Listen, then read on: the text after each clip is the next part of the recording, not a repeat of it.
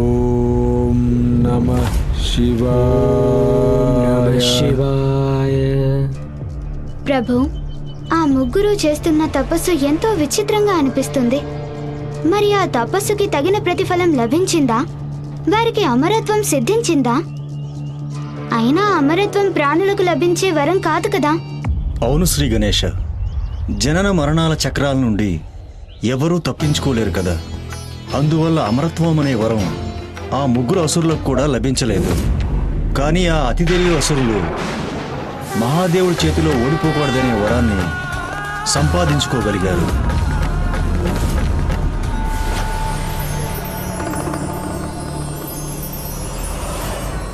ఓ, నాకిప్పుడు అర్థమైంది ప్రభు.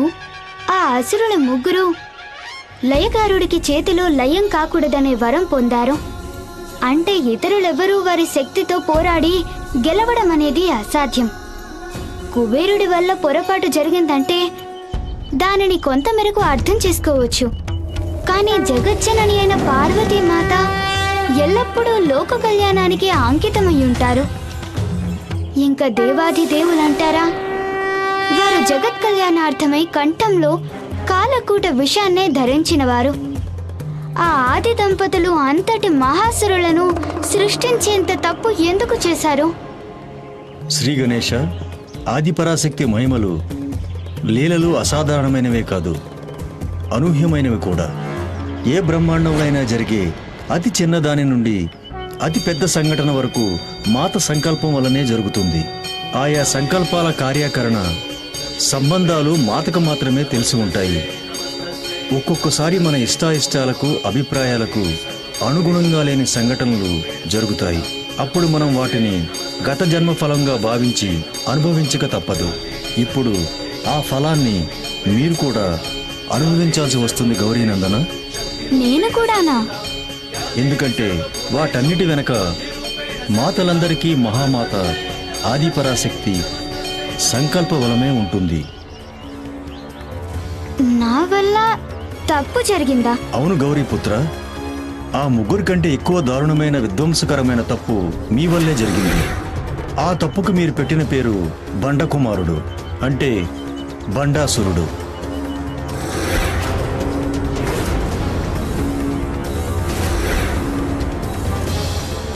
ఓం నమః శివాయ. ఓం నమః శివాయ. ఓం నమః శివాయ. ఓం నమః శివాయ. ఓం నమః శివాయ. ఓం నమః శివాయ.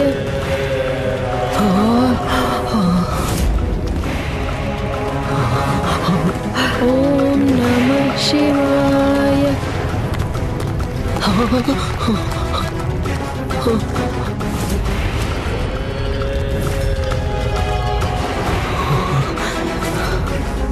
ఓం నమః శివాయ. దినదినాభివృద్ధి చెందుతోంది మన మహానాయకుడు బండకుమారుడి తపస్సు. అంటే మన మహానాయకుడు బండాసురుడి పథకం సఫలమయ్యే సమయం దగ్గరికొచ్చింది. ఓం నమః శివాయ. ఇప్పుడు మనం కూడా మనకు అప్పగించిన పని పూర్తి చేయాల్సిందే. మీ ఇద్దరి గురించి నాకు తెలియదు, కానీ నేను చేయాల్సిన పని చెయ్యడానికి సిద్ధంగా ఉన్నాను. చేస్తాను.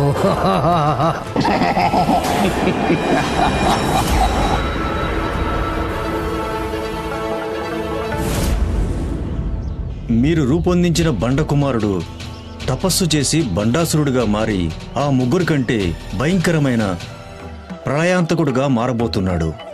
అతడి ముందు హిరణ్యాక్షుడు, హిరణ్యకశిపుడు, తారకాసురుడు, మహిషాసురుడు, శుంభనిశుంభులు, మాయాసురుడు, దుర్గమాసురుల వంటి మహాసురులంతా కలిసొచ్చినా తన ముందు ఏమాత్రం పోటీ పడలేరు గౌరీపుత్ర. ఈ దుష్ట దుర్మార్గుడైన బండాసురుడి దౌర్జన్యాలు ఆ అసురులందరినీ మించిపోతాయి. భూత, భవిష్యత్, వర్తమానాల్లోని అసురులందరూ కలిసికట్టుగా వచ్చిన వారందరికంటే ఎన్నో రెట్లు దుర్మార్గుడు, అంతేకాకుండా ఎంతో దురహంకారి. ఎన్నో రెట్లు విధ్వంసకారుడు, దుర్గుణుడు, దుష్టాత్ముడు కాగలడు. ప్రళయాంతకుడైన వాడు ఆ బండాసురుడు.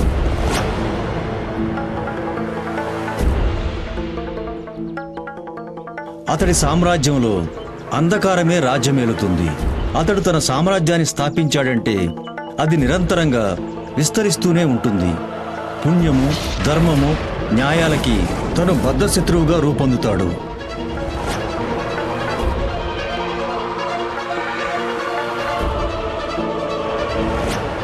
తన దృష్టిలో అతిపెద్ద పాపం గాని అధర్మం కానీ తన వల్ల ఇతరులకు జరిగే కష్టాలన్నీ సమంజసంగానే అనిపిస్తూ ఉంటాయి.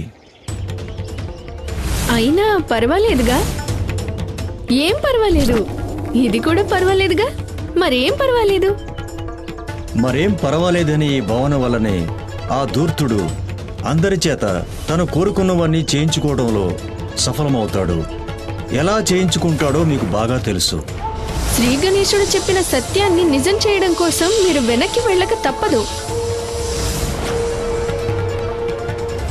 ఆగండి శ్రీ గణేశ, దయచేసి నన్ను ఇలా వదిలిపెట్టకండి. మీరే నాకు శక్తిని ప్రసాదించి నన్ను దుర్మార్గుడిగా మారకుండా కాపాడాలి. ఇతరుల మనసులను లోబరుచుకుని వారిని తన దుష్కార్యాలకు సాధనగా మార్చుకునే దుష్టాసురుడు ఎటూ తేల్చుకోలేని పరిస్థితి కల్పించి తను చెప్పింది చేయక తప్పని సందర్భాలను సృష్టించగలడు. తన భుజబలం కంటే తన దుర్బుద్ధే బలంగా పనిచేసి తనని గెలిపిస్తుంటుంది. అందుకే తను మిగిలిన అసురుల కంటే ప్రమాదకరమైనవాడు. అడవిలో ఆకలితో ఆగ్రహించిన సింహాన్ని చూసి వన్యప్రాణులన్నీ భయపడి పారిపోయి ఏ గుహలోనో గూటిలోనో తలదాచుకుంటాయో అదేవిధంగా బండాసురుడు అతడి కపట బుద్ధులకు భయపడి లోకంలోని మంచి మానవత ఏదైనా రహస్య ప్రదేశం వెతుక్కుని తలదాచుకోక తప్పని పరిస్థితులు వస్తాయి. రహస్య స్థావరాల్లో ఉంటే వారిపై ఎవరి దృష్టి పడదు. ఆ విధంగా తను అనంత అంధకార మహాసామ్రాజ్యానికి అధిపతి కాగలడు. తన అంధకార కోపాన్ని నుండి ధర్మజ్యోతి వెలుగులు ప్రసరించే అవకాశమే ఉండదు. దాని ఫలితంగా నేను, మీరు మంచిని పెంచే దేవాది దేవతల అస్తిత్వమే ప్రమాదంలో పడుతుంది. ఈ పరిస్థితి మన బ్రహ్మాండానికే కాదు, అనేక బ్రహ్మాండాల్లో తలెత్తుతుంది.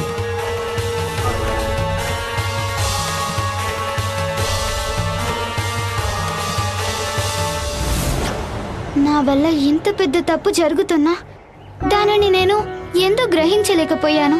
శ్రీ గణేశ, తమరి ప్రశ్నకు సమాధానం కూడా ఆదిపరాశక్తి లీలా విలాసంలోనే దాగి ఉంటుంది. అటువంటి పరిస్థితుల్లో మన నియంత్రణలో లేని సంఘటనలు జరిగి మనల్ని ప్రభావితం చేస్తే అది కూడా ఆదిపరాశక్తి సంకల్పం వల్లనే జరుగుతుంది. ప్రభు, మాత ఆదిపరాశక్తి లీలా విలాసం అపురూపమైన అపూర్వం. ఇప్పుడు ఈ విషయంలో నన్ను పరీక్షిస్తున్నట్టున్నారు. అంటే ఈ మహాభయంకరమైన భండాసురుడి నుండి లోకాలకు విముక్తి కలిగించటానికై తగిన ఉపాయం కనిపెట్టడానికి నాకు ప్రేరణ కలిగిస్తున్నారు. నాకిప్పుడు అర్థమైంది ప్రభు. ఇందుకే మాత నా మనసులో అనుమానాలు, ఆసక్తి కలిగించారు. వాటిని నివృత్తి చేసుకోవడానికే నన్ను మీ దగ్గరికి పంపించారు. కనుక నేను కూడా ఈ అజ్ఞాంధకారాన్ని అడ్డుకోవడానికి సాయశక్తులా ప్రయత్నం చేస్తాను. తమరు దయచేసి నాకు ఈ విషయంలో మార్గదర్శనం చేసి నన్ను ధన్యుణ్ణి చేయండి ప్రభు. శ్రీ గణేశ, కామ, క్రోధ, లోభ, మోహ, మదమాశ్చర్యాలు ఈ అరిషడ్ వర్గాలే బండాసురుడి శక్తికి మూలాలు. ఆ 6 దుర్గుణాలు తనలో కలిసినప్పుడు తను సర్వశక్తి సంపన్నుడుగా మారతాడు. కానీ ప్రస్తుతం తనలో క్రోధము, మదము, మాత్సర్యాలు మాత్రమే తనలో ఉన్నాయి. కానీ మోహం, లోభము, కామశక్తులను లోభాసుర, కామాసుర, మోహాసురులను తనలోకి తీసుకున్నప్పుడు మాత్రమే సాధ్యపడుతుంది. ఆ ముగ్గురు బండాసురుడికి బయటి నుండే సహాయ సహకారాలు అందించే ప్రయత్నాలు చేస్తూనే ఉంటారు. ఇప్పుడు ఆ బండాసురుడిని పూర్తి శక్తివంతుడు కాకుండా ఆపాలంటే మీరు ఆ ముగ్గురు అసురుల్ని అదుపు చేయాల్సి ఉంటుంది. నేను ఆ కార్యాన్ని తప్పకుండా సాధిస్తాను ప్రభు. లోభాసురుడు, మోహాసురుడు, కామాసురులు ముగ్గురిని భండాసురుల్లో లీనం కాకుండా నేను కట్టడి చేస్తాను. నేను చేసిన తప్పుని సరిదిద్దుకోవటానికి నాకున్న ఒకే ఒక ఉపాయం.